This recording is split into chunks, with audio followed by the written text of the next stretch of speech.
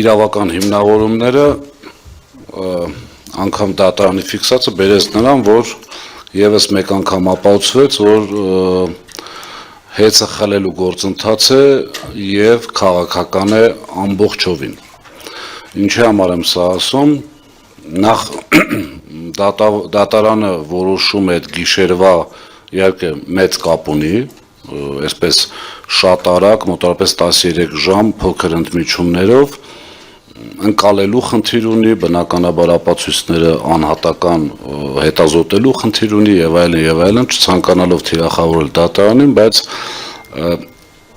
քաղաքականը անմիջականորեն ապացուցվեց։ Անմիջականորեն մի քանի օրինակ ձեզ բերեմ, գործընկերս ինչպես նշեց, իրենց ժամանակվա խախտումները բերում վերագրում էին մեզ եւ ովքեր ուղիղ եթերը տեսել են, շատ ծիծաղելի վիճակում էին հայտնվում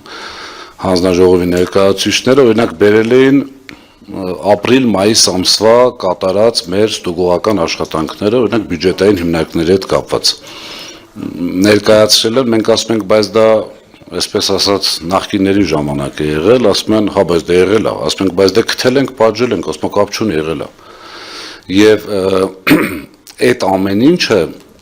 կամ ասենք այս պայեդրությամբ իմ ինֆորմացիայով ժամանակավոր կառավարիչի օրոք մոտավորապես 1500 ուշացած նոր միացման գործ կա։ Դրա մասին ոչ մեկ չի խոսում։ Հանձնաժողովին ասում ենք, դուք տարին 2 անգամ մոնիտորինգ, մի 2-3 հատ էլ վարույթ, այսպես պլանադրած վիճակով 2-3 հատ էլ վարույթ եք միշտ հարուցել։ Մոտավորապես 8 ամիս է ժամանակավոր կառավարիչն է, մոնիտորինգ արել եք ոչ, վարույթ հարուցել եք ոչ։ Հիմա որոշել ենք մտնենք մոնիտորինգի, այսինքն այդ քարտ բլանշը, որ տրվել է ժամանակավոր կառավարչին, ընդամենը փորձել վախեցնել կամ ճնշել Սամվել Կարապետյանի եւ երկրորդը որպես ընտրական ռեսուրս օգտագործել։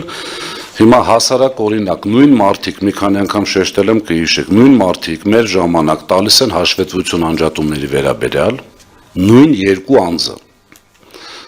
Հետո կառավարչի օրոք նույն երկու անձը փոխում են իրենց տված հաշվետվությունը եւ տալիս են նույն ժամանակահատվածի համար նոր հաշվետվություն, ըստ որի մենք խաբել ենք հանձնաժողովին, այսպես ասած։ Եվ այդ նույն երկու անձը այսօր աշխատում են հետո։ Հետևությունները թողնում են մեզ դիտողներին եւ ձեզ։ Հիմա 70 եւ ավելի միլիարդ շահույթ ունենալու դեպքում մարդը չի վերցրել իր շահույթը։ Ես ձեզ պատճառն էլ կարող եմ ասեմ, որովհետեւ այդ շահույթը չվերցնելը ենթադրել է շահույթը օգտագործել ներդրումների նպատակով։ Հիմա երբ որ մարդ այսպես $1 միլիոն, որ հաշվենք 180-200 միլիոն դոլար շահույթ ունեցող մարդը տվել է ամենաշատը 50 միլիոնի երաշխիք եւ ասում են ինչի է տվել, եթե չի ավարտվել, այսպես ասած, այդ գործողությունը։ Հիմա շատ կարևոր երկու հանգամանքի մասին եմ ուզում խոսել, որպեսզի մեր հայրենակիցները ուղիղ եւ ուշադիր լսեն եւ հասկանան, որ իրենց խաբել են, ինչպես միշտ ես ասում եմ։ Եթե հիշում եք, մի փոքրիկ շոու բեմադրվեց փոքրիկ խմբակի ղեկավարի եւ ժամանակավոր կառավարչի մասնակցությամբ համար 1 մասնաշենքում զեկուցում էր հեծի հետ կապված այդ թեմաները եւ այնտեղ այսպիսի արտահայտություն եղավ, կարող ենք բառերը չեմ կարող հիշել, բայց միտքը հետեւյալն էր, որ կարող ենք ենթադրել, որ այդ համակարգը ջնջվել է ինչ-որ բան թաքցնելու համար։ Այնտեղից պատասխանը հնչում, այո, կարող ենք։ Դատարանը ֆիքսեց, որ այդ համակարգը չի ջնջվել նախ առաջին հերթին, այսինքն չկա ապացույց, որ դա ջնջվել է, նախ դիտավորությունը բացառում է, երկրորդը չի ուսումնասիրել ընդհանրապես արդյոք ջնջվել է կամ արդյոք վերականգնում է ենթակայը թե ոչ։ Դա մի սուտ, ուղղակի սուտ, բառից բուն իմաստով, թող դատի տան, թող հերքեն, չգիտեմ ինչ անեն։ Երկրորդ հանգամանքը հավելագրումների հետ կապված, երբ որ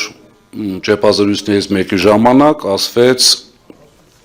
մտել են 3 միլիոն մարդու գրպանը։ Դատարանը ասեց, որ սուտ եք խոսում։ Դատարանը իր որոշումով ասեց,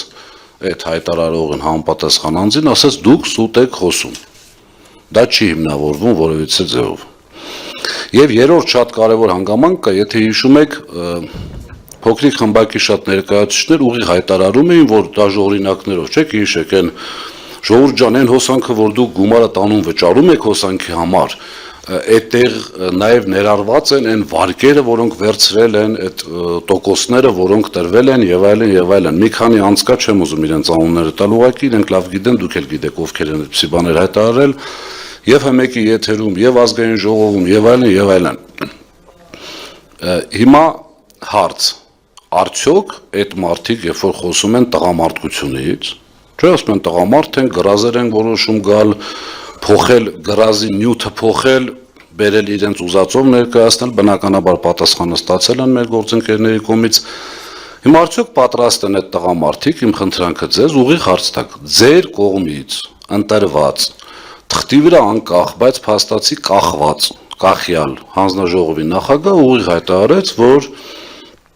այդ վարկերի տոկոսները չեն մտնում սակագնի մեջ, այսինքն ինչքան ուզում է վարկ ունենա հեծը, տոկոսները սպասարկում է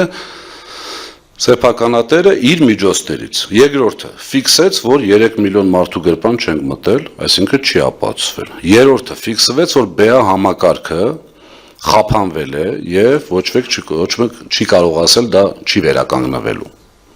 Ընդ որում խոսվում էր մոտարապես 70 միլիարդ, այսպես փոշիացնելու մասին, չէ՞, այդ համակարգի վրա այդքան գումարադրվել,